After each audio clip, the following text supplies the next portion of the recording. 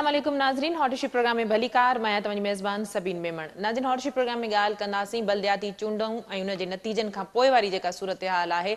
Peoples party, Jamaat Islami, PTI, नून league या ॿियनि जमातनि में अञा ताईं कराची में मेयर जी चूंड जे हवाले सां इतफ़ाक़ न थी सघियो आहे। वाज़ रहे त पीपल्स पार्टी ऐं जमात इस्लामी इन हवाले सां दावा कंदियूं रहियूं आहिनि त मैंडेट उन्हनि वटि आहे, इन करे मेयर उन्हनि जी पार्टी जो थियणु घुरिजे। इन हवाले सां वफ़दनि जूं हिक ॿिए सां मुलाक़ातूं पिणु थी चुकियूं आहिनि। जमात इस्लामी जे वफ़द नून लीग सां पिणु मुलाक़ात कई ऐं हिमायत जी जेका आहे सा उहा रिक्वेस्ट कई, पर उन बावजूदि अञा ताईं कराची में मेयर ऐं मैंडेट जो जेको मामिलो आहे उहो हल थियण जे बजाए वेतर इन में छिकटाण वधंदे नज़र अचे थी। जेकॾहिं कराची जो मेयर पीपल्स पार्टी खां अलावा कंहिं ॿी पार्टी जो थिए थो त उहो मेयर केतिरो बाख़्तियार हूंदो, कराची में उहो मेयर केतिरो डिलीवर करे सघंदो, इन ते बि प्रोग्राम में ॻाल्हाईंदासीं। इन हवाले सां जिन महिमाननि असांखे जॉइन कयो आहे हुनजो तारीफ़ कराईंदी हलां। पीपल्स पार्टी सां ताल्लुक़ रखंदड़ members in assembly doctor Sorab सरकी असांखे स्टूडियो में जॉइन कयो आहे। डॉक्टर साहब भली कार तव्हां असांखे प्रोग्राम में जॉइन कयो। PTI जो मौक़िफ़ ॾियण जे लाइ मेंबर्स इन असेंबली फिरदौस शमीम साहब असांखे जॉइन कयो है। फिरदौस साहब, आपको भी वेलकम कहती हूँ, आपने प्रोग्राम में ज्वाइन किया। MQM जो मौक़िफ़ ॾियण जे लाइ संजय पारवानी साहब असां सां गॾु आहिनि। संजय साहब, तव्हांखे भली कार, तव्हां असांखे प्रोग्राम में जॉइन कयो। प्रोग्राम जी शुरुआत कंदासीं। डॉक्टर साहब, मेयर ऐं मैंडेट जो मामिलो अञा ताईं हल न थी सघियो आहे। पीपल्स पार्टी ऐं जमात इस्लामी ॿई दावा कनि थियूं त मैंडेट उन्हनि खे मिलियो आहे, मेयर उन्हनि जो थियणु घुरिजे, पर मामिलो अञा हल न थी सघियो आहे। असुली तौर ते त सूरत हाल जेकी आहे ॾाढी दिलचस्प आहे। उहा इहा आहे त हिकिड़ी सिंगल पार्टी का बि इन पोज़ीशन में न आहे त मेयर पंहिंजो आने सघे। उन में इहो आहे त उन पार्टी खे कंहिं न कंहिं सां कोलिशन करणी पवंदी। असां सां प्रॉब्लम इहो आहे त असां PTI सां त असांजो थी नथी सघे, तमामु असांजा रस्ता तमामु घणा परे आहिनि, ऐं जमात इस्लामी सां असांजूं ज़रूरु इहे ॻाल्हियूं हलनि थियूं। ऐं मां सम्झां थो त जेकी बल्दियात जो जेको निज़ाम आहे उहो UC लेवल ताईं, हेठीं सतह ताईं आहे, ऐं उन में जेके बि असांजा नुमाइंदा खटे आया आहिनि उहे कमु कंदा त उन्हनि हेठीं सतह ताईं उन्हनि ताईं फंड्स बि वेंदा आहिनि, ऐं उन सां गॾोगॾु मेयर बि तमामु इम्पॉर्टेंट आहे। असूली तौर ते जेकॾहिं जेके जमहूरी पार्टियूं आहिनि, असूल मुताबिक़ जेकॾहिं ॾिठो वञे त पूरे दुनिया जे अंदरि इहो हिकिड़ो राइज आहे सिस्टम त जेकी वॾी पार्टी हूंदी आहे, जेके खटे ईंदी आहे वधीक सीटूं, उन जो पहिरियों हक़ु हूंदो आहे त उहो वञी करे हुकूमत ठाहे या डॉक्टर साहब, जमात इस्लामी जेकी वॾी पार्टी उहा आहे, वधीक सीटूं उन्हनि वटि आहिनि। न, ॾिसो, अर्ज़ु इहा त जेके ईअं MQM बि हाणे इलेक्शन इन विढ़ी आहे, उहा चए थी वॾे में वॾी पार्टी कराची जी असां आहियूं। तव्हांखे सीटुनि जेकियूं आहिनि, सीटुनि मुताबिक़ तव्हांखे इहो फ़ैसिलो करिणो पवंदो त कंहिं वटि केतिरियूं सीटूं आहिनि। पहिरें नंबर ते पाकिस्तान पीपल्स पार्टी खे आहिनि, ॿिए नंबर ते जमात इस्लामी खे आहिनि, उन खां पोइ PTI खे आहिनि, पोइ मुस्लिम लीग नून आहे या ॿिया जेके इंडिपेंडेंट आहिनि। त का बि अहिड़ी पार्टी हिन वक़्तु जेकी इलेक्शन खां पोइ जेकी सूरत हाल आहे त अकेले सिर का बि नथी मेयर आने सघे पंहिंजो। उन में ज़ाहिर आहे कंहिं न कंहिं सां ठाव करिणो पवंदो। ऐं असां जमात इस्लामी, तव्हांखे पहिरियों बि ख़बर आहे त असां उन्हनि खे अॻे बि ऑफर कई हुअसीं। हाणे बि जमात इस्लामी हिकिड़ी जमहूरी पार्टी आहे ऐं उन खे मैंडेट मिलियो आहे। असां उन जो मैंडेट तस्लीम कयूं था, पर बदकिस्मती सां असां त तस्लीम कयूं था, असांजो को मैंडेट तस्लीम करण जे लाइ तयारु न आहे। बहरहाल, ऐं मां सम्झां थो त जमात इस्लामी काफ़ी सुलझल पार्टी आहे। जेकॾहिं उहा PTI सां जेकॾहिं उन अलायंस कयो त पोइ ईअं महसूसु थींदो त उहे इहा ई पोइ पॉलिटिक्स कंदा त असांखे हुकूमत पैसा नथी ॾिए, या ईअं सम्झो त जेको आहे पोइ हिकिड़े नमूने सां उहा हिकिड़ी सियासी हिकिड़ी उनजी मूव हूंदी। ऐं जेकॾहिं पीपल्स पार्टी सां जेकॾहिं करे थी ठाह त मुंहिंजी हिकिड़ी पंहिंजी ऑब्ज़र्वेशन आहे त पोइ उहा वधीक बहितर पोज़ीशन में हूंदी। उनखे पोइ को इहो ॿिए अहिड़े क़िस्म जो बहानो बि न हूंदो त फंड्स जो को मसइलो आहे या का ॿी ॻाल्हि आहे। ऐं बहितर इहो थींदो, जेको आइडियल पोज़ीशन हिन वक़्तु जेकी सूरत हाल आई आहे त जमात इस्लामी ऐं पीपल्स पार्टी गॾिजी करे हिते मेयर ऐं डिप्टी मेयर ठाहिनि ऐं इन शहर जे लाइ कमु कनि। फिरदौस साहब, डॉक्टर साहब की गुफ्तगू आपने सुनी, क्या कहेंगे? मेयर और मैंडेट के हवाले से अभी तक फैसला नहीं हो सका। पीपल्स पार्टी कह रही है कि मैंडेट उनके पास है, जमात इस्लामी का दावा है कि मैंडेट उनके पास है। PTI का क्या मौक़िफ़ है? मैं समझता हूँ मैंडेट के साथ जो मजाक किया गया है इन बल्दियाती इंतखाबात में, वो इसकी तारीख खुलवा है। 4 दफा इलेक्शन पोस्टपोन हुआ, इलेक्शन कराने का फैसला जिस दिन इलेक्शन था उसकी रात के 12 बजे तक उस पर तलवार लटकती रही। इतना लोअर टर्नआउट जमहूरियत के लिए अच्छा नहीं होता, और यही कोशिश थी इन जमातों की। तो मैं तो नहीं समझता कि जिस इलेक्शन में 90% लोग हिस्सा ना लें उसे मैंडेट कहा जाता है। पाकिस्तान की तारीख में सबसे लोएस्ट टर्नआउट वाले लोकल बॉडीज के इलेक्शन है। और डॉक्टर साहब ने जहां दूसरी बातें की, डॉक्टर साहब अगर अपने सिद्धे दिल के साथ ये जवाब दे दें, ये 2013 का कानून जो है ये आर्टिकल 140A की अक्कासी करता है, तो ये निज़ाम चल सकता है, और अगर ये नहीं करता 140A का तो ये निज़ाम नहीं चलेगा। इससे कोई फर्क नहीं पड़ना चाहिए कि किस जमात की हुकूमत है, पहले निज़ाम को दुरुस्त करे। ये 22 फरवरी का फैसला जस्टिस गुलजार का, उसको अभी तक खत्मी शक्ल नहीं दी गई। 1 साल होते जा रहे हैं, जो सेलेक्ट कमेटी बनाई गई थी उसका इजलास नहीं हुआ। न असेंबली की कमेटियों की कोई इज्जत है, न मैंडेट की कोई इज्जत है, और जो भी रेशा दवानियां हो रही हैं उसका हिसाब तो अवाम के सामने आएगा ही आएगा। हमारे लिहाज से तो हम हर चीज देख रहे हैं। इस वक्त जो पंजाब में चीफ मिनिस्टर का अपॉइंटमेंट हुआ, जो असेंबलियों में खेल हो रहा है, और जो कराची में लोकल बॉडीज के साथ मसला हुआ, ये सब चीजें एक ही तरफ लेके जा रही हैं, वो सियासत में और हिद्दत और शिद्दत पैदा करेंगे। और ये हिद्दत और शिद्दत जो है वो पोलराइजेशन को और बढ़ाएगा। ये मुल्क इस वक्त जिन नाजुक मराहल से गुजर रहा है उसके अंदर जिस बुर्दबारी का सबूत देना चाहिए था वो नजर नहीं आ रहा। मुझे बड़े अफसोस की बात है कि ये लोग जो कहते थे कि ये सिलेक्टेड हुकूमत है, आज वो ही लोग खुद उसी इलेक्शन से आके अपने आप को इलेक्टेड करने लगे, और ये हक भी समझते हैं कि उनको अगर 1 साल और वक्त दिया जाए तो वो मुल्क के लिए बेहतर होगा। कमाल की बात है, इनके नजदीक यही हल है। हल जो करना है, अवाम इतनी बेवकूफ नहीं है, इसीलिए ये घबरा रहे हैं इलेक्शन से। वरना अगर इनके पास असली मैंडेट होता और ये अक्कासी कर रही होती जो ख्वाहिश है, तो अभी 1.5 माह पहले सारी सीटें नहीं हारते नेशनल असेंबली के इलेक्शन की। उससे पहले पंजाब में नहीं हारते 16 सीटें 20 में से। तो ऑब्वियसली इट्स वेरी ऑब्वियस कि इनके पास पब्लिक सपोर्ट नहीं है, और हमें इस बात से घबराहट नहीं है कि इलेक्शन के साथ आप जो कुछ कर रहे हैं करते रहिए। हम मैदान में डटे हुए, इक़्तिदार आनी जानी चीज होता है, असूल जरूरी होते हैं, हम उन असूलों पे कायम रहेंगे। हम ऐसे लोगों से हाथ नहीं मिलाना पसंद करते जिन्हीं ने हमारे मुल्क को नुकसान पहुंचाया हो, जिसकी वजह से 70-75 साल गुजर जाने के बाद मेरा मुल्क इस वक्त भी अक़वाम आलम में बहुत पीछे रह गया। और मैं अपने शहर की तो बात ही नहीं करता, उसकी बदहाली का नोहा तो इतनी दफा आपके प्रोग्राम पे और दूसरे प्रोग्रामों पे पढ़ चुका हूँ कि उसका जिक्र करना जो है वो मेरे ख्याल से भैंस के आगे बीन बजाने वाली बात है। जिससे कि इस शहर की कोई कलसीदी नहीं है, इस शहर की कोई ऐसी खूबी नजर नहीं आती जिसको हम भागे दखल कहें। सिर्फ ये कि सारी दुनिया ने वर्ल्ड सर्वेस के लिहाज से कराची को रंगून के बाद सबसे खराब शहर का खिताब।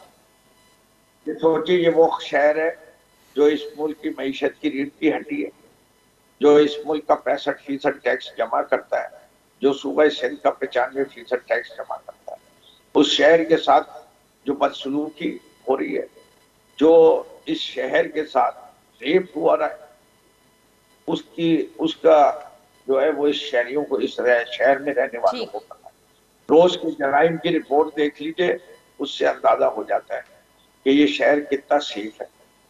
आप जो इसके यहाँ इंफ्रास्ट्रक्चर का हाल है, उसका सड़क पे जाने की जरूरत है। जो शहर अपना कूड़ा नहीं साफ कर सकता, उसके लिए भी वैसे चीजों को बुला के करवाते डॉक्टर साहब की और उनकी पार्टी। हम पाकिस्तान की न्यूक्लियर पावर है दुनिया की, but we don't know how to clean our streets and we don't know how to clean our mess. ये दोनों चीजें जो है ये मेरे ख्याल से निहायत ठीक। फिरदौस साहब, आपने जो नक्शा खींचा उसके बरक्स पीपल्स पार्टी कहती है कि उन्हें कारकर्दगी की बुनियाद पर वोट पड़ा है। बहरहाल संजय साहब के पास आते हैं। संजय साहब, छा चवंदो MQM ते हिन सॼे प्रोसेस में मां ॿाहिरि निकितल हुई ऐं हिन सॼे प्रोसेस खे तव्हां गैर शफ़ाफ़ ऐं जाली करार ॾिनो आहे। पीपल्स पार्टी सां तमामु घणियूं शिकायतूं ऐं इख़्तिलाफ़ MQM पाकिस्तान खे इतिहादी हुजण बावजूदि अञा बि आहिनि। छा चवंदव? मां स्टार्ट कंदुसि PTI खां। तव्हां अॼु ही कराची ते हिकिड़ी ॻाल्हि करनि था कि भई कराची वारनि के हिननि खे कराची वारनि सां बदसलूकी थिए पई, ही थिए पई। तव्हां हिकिड़ी शइ हिननि खां पुछो कि अॼु 4 साल PTI जो दौर रहियो, इमरान खान प्राइम मिनिस्टर रहिया। 4 साल में कॾहिं हिकु राति हुननि गुज़ारी आहे कराची जे अंदरि? 4 साल में हुननि घणियूं ट्रिपूं हयूं, 5 या 6 ट्रिप्स हयूं हूंदियूं। मुंहिंजे का 1-2 दफ़ा असां वटि हैदराबाद बि आयो हुआ। कहिड़ा कम कराची लाइ थिया आहिनि, हिननि कया आहिनि? PTI ज़माने कहिड़ा कम कराची में थिया आहिनि? मूंखे त ॾिसणु कोन थो अचे। अॼु बि हिननि चयो करोड़ रुपया हिननि लॻाए छॾियनि, अरबई रुपया लॻाए छॾियनि कराची ते। कहिड़ी एरिया में लॻाया आहिनि मूंखे ख़बर त पए। असली त कोन ॾिठा आहिनि कहिड़ी एरिया में उहे पैसा लॻाया आहिनि जंहिं फेडरल मां MNS खे पैसा मिलिया हुआ। MNS पैसा लॻाया आहिनि कराची जे अंदरि। असांखे बि ॾेखारो, हैदराबाद में ॾेखारो, कराची में ॾेखारो। ख़ैर अॻियां वधूं था।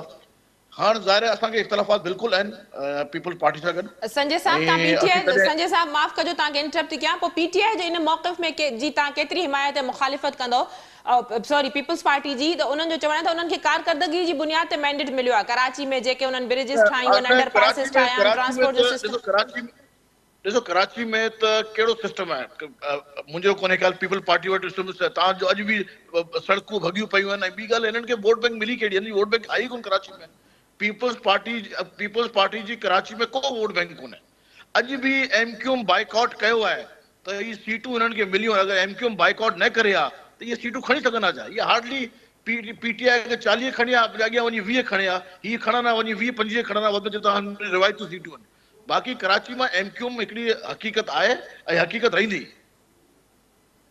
पीपल्स पार्टी जे मैंडेट जे हवाले सां तव्हां छा चवंदव? पीपल्स पार्टी जो कहिड़ो मैंडेट आहे कराची में? हू त हिननि खे असली बाइकआउट कयो आहे त हिननि खे सीटूं मिलियूं आहिनि न, वरना हिननि खे कहिड़ियूं सीटूं आहिनि? हिननि वटि कराची में कहिड़ा हिननि जो मैंडेट आहे? को मैंडेट कोन्हे हिननि जो। हिन जा कुझु एरियाऊं आहिनि, मलीर आहे, कुझु मुंहिंजे ख़्याल सां 2-टे ॻोठ आहिनि जेका हुननि में कराची शहर में अचनि था। बिकॉज़ ऑफ डीलिमिटेशन जहिड़े हिसाब सां हिननि कई आहे, हुन हिसाब सां पंहिंजी सीटूं खणी आहिनि। अदरवाइज़ हिन वटि सीटूं ई कोन्हनि। ठीकु, डॉक्टर साहब पीपल्स पार्टी जो को मौक़िफ़ मैंडेट कोन्हे को। संजय साहब जो चवणो त MQM जे बाइकाट खां पोइ पीपल्स पार्टी खे सीटूं मिलियूं आहिनि। बाक़ी PTI जे हवाले सां उन्हनि जा जेके रिमार्क्स हुआ उन्हनि जो जवाब पोइ फिरदौस साहब खां वठंदासीं।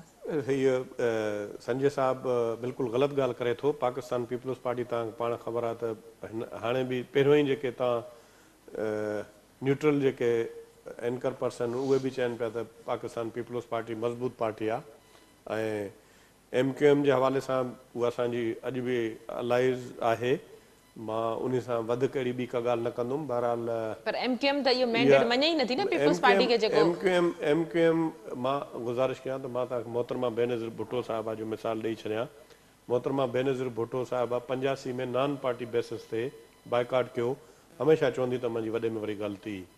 ऐं हे पॉलिटिकल पार्टी आहे, उन खे ॾिसो तव्हां जमायत इस्लामी ऐं PTI विन जेकी आहे उते इलेक्शन विढ़ी आहे। जॾहिं हिननि जो एतिरो स्टेक हुयो त हिननि खे इलेक्शन विढ़णु खपंदी। मां सम्झां थो हिननि जी वॾे में वॾी ग़लती आहे। ऐं जॾहिं तव्हां हुन फील्ड में बि आउट थी वेंदा आहियो, टूर्नामेंट में बि न हुजो, गेम में बि न हुजो, त तव्हां उन सां त उनखे त मुंहिंजे ख़्याल में तबसरो बि न करणु खपे। उन तबसरो जेकॾहिं हाणे करे सघूं था त जमायत इस्लामी करे सघे MQM जो थी। चवणो त तव्हां तकबंदियूं अहिड़नि बुनियादनि ते कयूं त उते पॉपुलेशन जो तमामु घणो डिफरेंस पियो आहे। किथे 15,000 त किथे 80,000। एक्चुअली इहे तकबंदियूं हाणे त कोन थियूं, 7-8 महीना अॻे एतिरो सभिनी उन ते एतिरो ॻाल्हायो आहे, ॿियनि पार्टियुनि ॻाल्हायो आहे। इहे एतिरियूं इन तकबंदियुनि जे बावजूदि इन PTI उते सीटां खयूं आहिनि, जमायत इस्लामी खयूं आहिनि। पाकिस्तान पीपल्स पार्टी पोइ स्वेप त न करे वई आहे। ऐं जेकॾहिं पाकिस्तान पीपल्स पार्टी जेकॾहिं धांधली करे आहे या अहिड़ियूं तकबंदियूं ठाहे आहे, या जीअं सभु चवनि था मैंडेट नथा मञनि पाकिस्तान पीपल्स पार्टी जेकॾहिं उन तरीक़े सां जीअं हे सम्झनि था उहे करे आहे, मां ज़ाती तौर ते ईअं सम्झां थो त पाकिस्तान पीपल्स पार्टी अकेले सर हिते पंहिंजो मेयर ठाहे जेकॾहिं धांधली करे आहे। त इहे त हिकिड़ा इल्ज़ामात आहिनि। अफ़सोस इहो आहे त जेके सियासत खे सम्झनि बि था ऐं उहे उन्हनि खे ख़बर बि आहे त हक़ीक़त छा आहे। ठीकु आहे, उन में इहो मां मञे सघां थो पारवाणी साहिब जो त MQM निकिरी वई, उन खे कंहिं पार्टी खे नुक़सानु थियो हूंदो, कंहिंखे फ़ाइदो थियो हूंदो। मां ज़ाती तौर ते इहो सम्झां थो उन जो वधि में वधि जेकॾहिं को फ़ाइदो थियो आहे त उहो PTI खे थियो आहे, जमायत इस्लामी खे थियो आहे, पीपल्स पार्टी खे त उन जो टके जो फ़ाइदो न थियो आहे। पाकिस्तान पीपल्स पार्टी जा जेके पंहिंजा वोट आहिनि उनखे उहे वोट मिलिया आहिनि, उन जे करे उहा कामयाबु थी आहे। ऐं मुमकिन आहे जेकॾहिं MQM जी जेकी हाणे पॉलिटिकल पोज़ीशन आहे उहा MQM मैदान में हुजे त मां सम्झां थो त जमायत इस्लामी अञा घटि सीटां खणे आहे, वोट डिवाइड थींदा, कुझु PTI ॾे वञे न, कुझु MQM खणे, पीपल्स पार्टी अञा वधीक खणी सघे पई। मुंहिंजी जेकी आहे सोच इहा आहे। ऐं हे शहर अलहमदुलिल्लाह हले थो। ऐं ॻाल्हि इहा त तव्हां हरूं भरूं सॼी ज़िम्मेवारी फिरदौस साहिबु या जेको आहे MQM असां ते हणे थी, मर्कज़ में उहे रहिया, ॿियूं हुकूमतां बि रहियूं। ॻाल्हि इहा त बिल्कुलु अॼु असां इहो हमेशह मां इहा ॻाल्हि कई आहे, हाणे बि इहा ॻाल्हि कयां थो। फिरदौस साहिबु जेकी ॻाल्हि कई त पूरे पाकिस्तान खे कराची तमामु घणो टैक्स ॾिए थो, ऐं असांखे जेको मोट में पैसा मिलनि था त उहे मोट में जेतिरा पैसा मिलनि था उहे हिन एॾे वॾे शहर जे लाइ नाकाफ़ी आहिनि, पर जेके पैसा मिलनि था उहे हिते लॻनि था। ऐं अलाह जी महिरबानी सां कारवान हले थो ऐं सिस्टम हले थो, पूरो निज़ाम हले थो।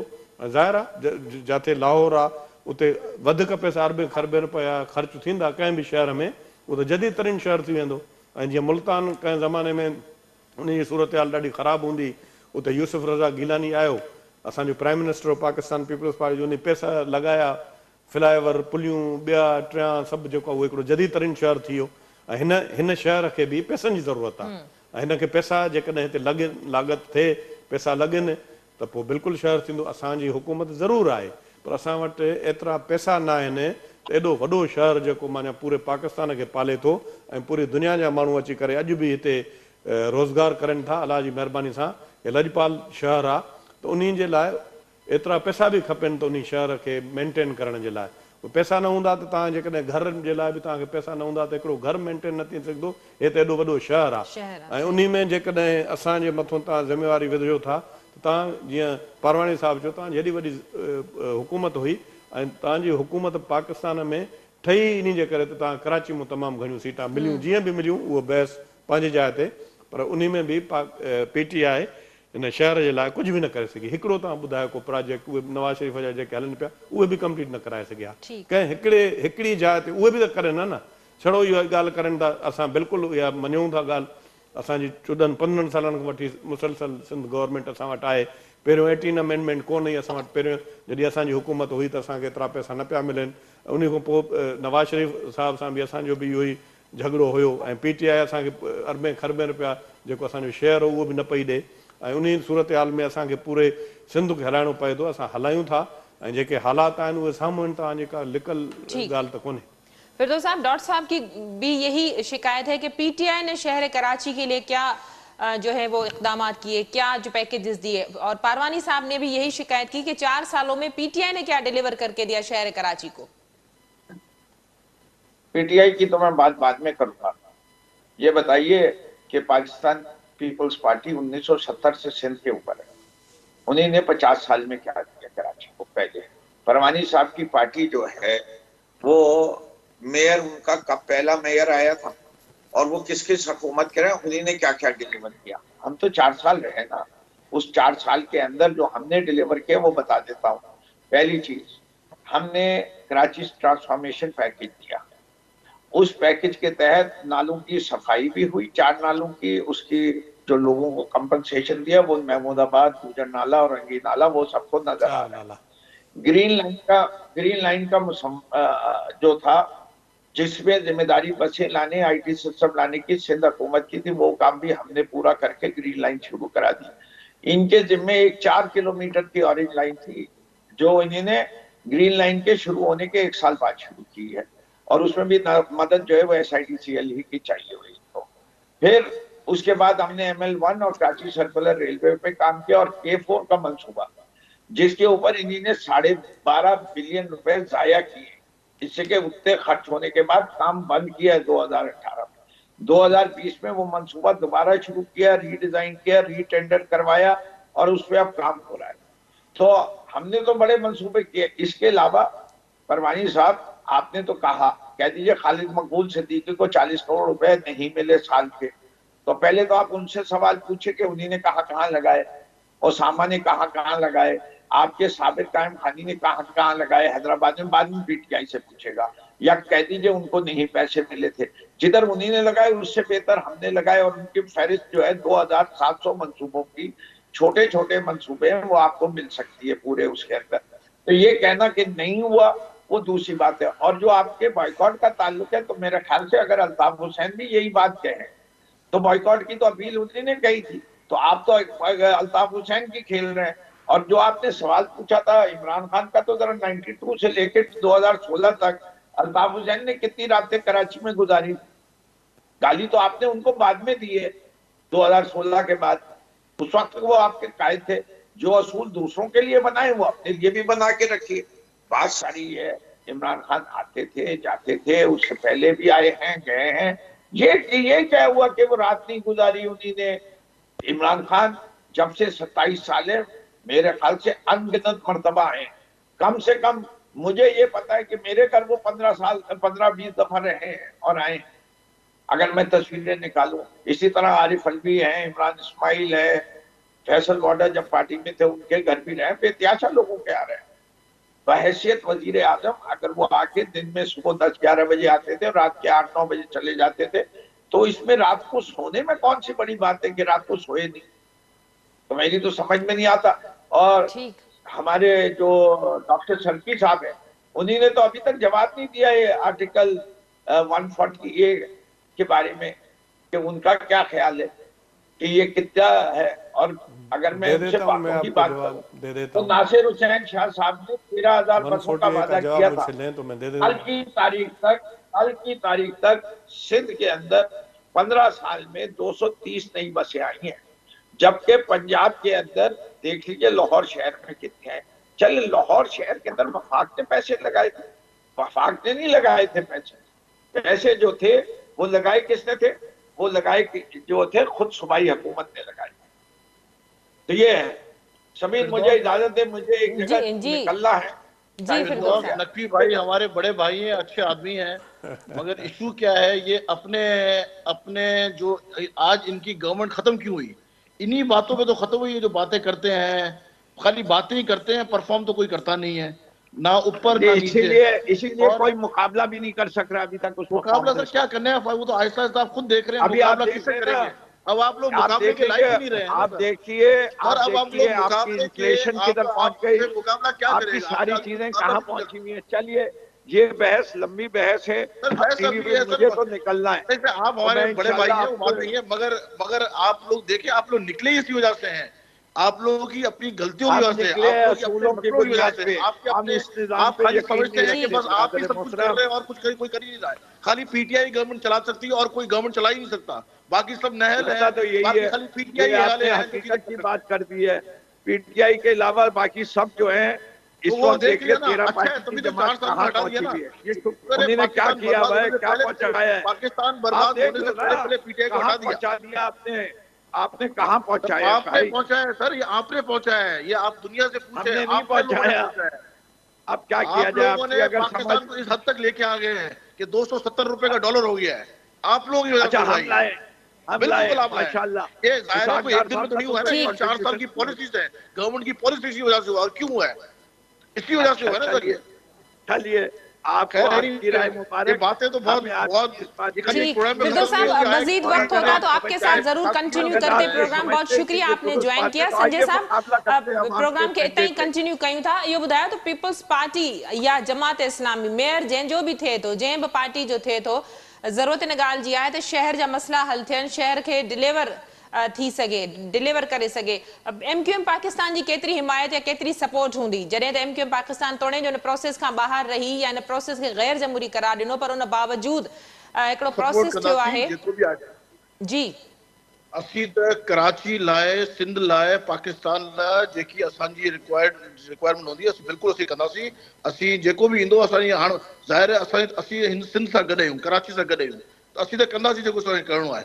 मगर जेको अचनि था, अगर जमात इस्लामी अचे थी तॾहिं बि माशाल्लाह, पीपल पार्टी अचे थी तॾहिं बि माशाल्लाह। हाणे ॾिसूं था छा था करनि, ही कहिड़ो कमु था करनि जेको असीं कोन करे सघियासीं। जी डॉक्टर साहब, इहो ई सवाल तव्हां खां, त मेयर केतिरो बाइख्तियार हूंदो? जेकॾहिं पीपल्स पार्टी जो थिए थो त उहो केतिरो डिलीवर करे सघंदो जेकॾहिं ॿी जमात इस्लामी जो थिए थो त पोइ उन लाइ कहिड़ा चैलेंजिस हूंदा छो त आर्टिकल 140A जी जेका ॻाल्हि कई फिरदौस साहब उन तहत जेका सिलेक्ट कमेटी ठही आहे इख़्तियार सुप्रीम कोर्ट जे हुकुम ते अमल त न थियो न? असल में सुप्रीम कोर्ट ते बिल्कुलु मन अमल थी वियो आहे बाक़ी हाणे हे जेके तव्हां हिननि जूं डिमांड्स तव्हां जेकॾहिं सभिनी तव्हां ॿुधो त तव्हां हैरान थी वेंदा उहे अजीब क़िस्म जूं डिमांड्स आहिनि उहे डिमांड्स अहिड़ियूं आहिनि जो उहे मां नथो सम्झां त उहे कोई माना अप्लीकेबल आहिनि उहे डिमांड इहे आहिनि त हिननि खे चीफ मिनिस्टर जा बि पावर्स खपनि हिननि खे प्राइम मिनिस्टर जा बि पावर्स खपनि माना जेकी सूबाई हुकूमत आहे उन खे ख़तमु करे हे जेके एरियाज़ आहिनि उनखे माना प्रैक्टिकली तव्हां ईअं डिक्लेयर करे छॾियो त को का एक्स्ट्रा का हिकिड़ी ॿी जुदा शइ आहे पूरे पाकिस्तान जे अंदरि जहिड़ा पावर्स लाहौर में आहिनि जहिड़ा पावर्स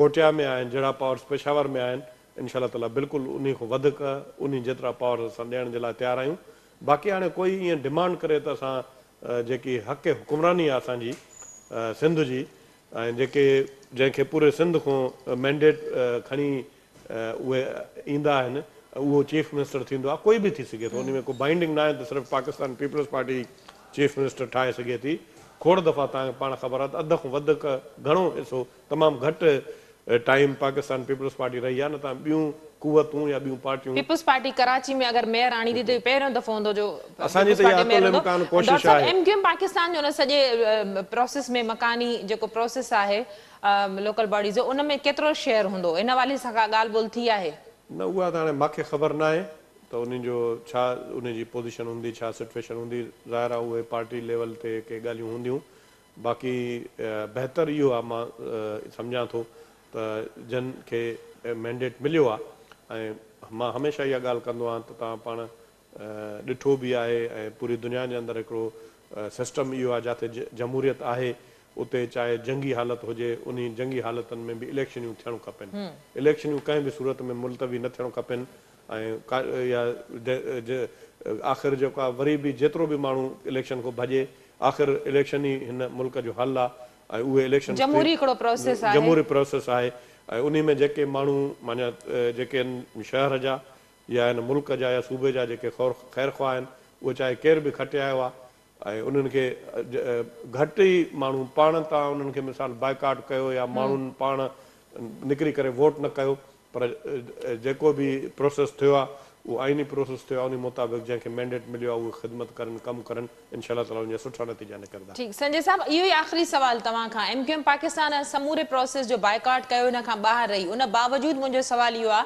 त छा पीपल्स पार्टी अहिड़ी का ख़ातिरी कराई आहे या एमक्यूएम पाकिस्तान पारां घुर कई वई आहे लोकल बॉडीज़ जो प्रोसेस थियण या उन में हिसे पती जे हवाले सां त मुंहिंजी पर्सनल सोच आहे की कोई असीं अहिड़ी घुर कोन कई हूंदी ज़ाहिर आहे जॾहिं असांजे खां डे वन खां ई जॾहिं असीं बाइकआउट करे छॾियो आहे डे वन खां जॾहिं असांजी ॻाल्हि में उहा डीलिमिटेशन्स वग़ैरह असांजी ॻाल्हि एक्सेप्ट ई कोन पिया करनि त पोइ असीं पंहिंजो इनपुट छा ॾींदासीं मुंहिंजी पर्सनल सोच आहे की एज सच कुझु कोन्हे पर पोइ बि शायदि लीडरशिप ते कोई अहिड़ी लीडरशिप में कोई अहिड़ी ॻाल्हि थींदी हुजनि त अलॻि ॻाल्हि आहे मगर मां त ख़ाली हिननि खे गुड लक चई सघां थो की हाणे मां इहो ॾिसणु थो चाहियां की जॾहिं अगरि पीपल्स पार्टी जो मेयर ईंदो पोइ पावर हिन वटि कीअं था अची वञनि अगरि ॿियो कंहिंजो मेयर पार्टी जो हुजे त हुन पावर नथा हुजनि इहो ख़ाली ॾिसणो आहे की हाणे वेट एंड सी वारी ॻाल्हि आहे कुझु ॾींहं जी ॻाल्हि आहे ख़बर पइजी वेंदी मेयर परवानी साहब असांखे लाड़काणे जो मेयर आहे सखर जो मेयर आहे नवाब शाह जो मेयर आहे हैदराबाद जो मेयर आहे ज़ाहिर आहे हिते जहिड़ा पावर तव्हां जहिड़ो माण्हू चए त एक्स्ट्रा के मेयर खे पावर उहे कीअं जेके पावर आहिनि उहे ई मिलंदा न 65% पाकिस्तान के कराची हलाईंदो आहे साईं जा कराची हलाईंदो आहे त कराची असांजो आहे न कराची कंहिंजो आहे पंहिंजो हाणे सभिनीनि जो आहे न न सभिनी असांजो कराची आहे न छड़ो तव्हां एमक्यूएम जो कराची आहे यार कमाल था कयो कराची हलाईंदो आहे उहो बि एरिया जेको आहे कराची जो कहिड़ो एरिया आहे काथो टैक्स ईंदी आहे कोर्ट काथे आहे कराची कंहिंजी आहे तव्हां मेयर थियो पाणे तव्हां मेयर थियो तव्हां पावर अचे तव्हां हलायो ॾिसूं था इंशाअल्लाह अल्लाह करे दुआ कयो असांखे मिली त असां तव्हांखे हलाए ॾेखारींदासीं दुआ करो अल्लाह करे तव्हांखे मिले वॾी महिरबानी तव्हां मौजूद महिमाननि जी डॉक्टर साहब तव्हांजी वॾी महिरबानी तव्हां असांजे प्रोग्राम में जॉइन कयो नाज़रीन हॉटशी प्रोग्राम जो वक़्तु पिण ते पंहिंजी पुॼाणी ते पहुतो ईंदड़ प्रोग्राम ते ॾींदा इजाज़त अल्लाह वाहिगुरु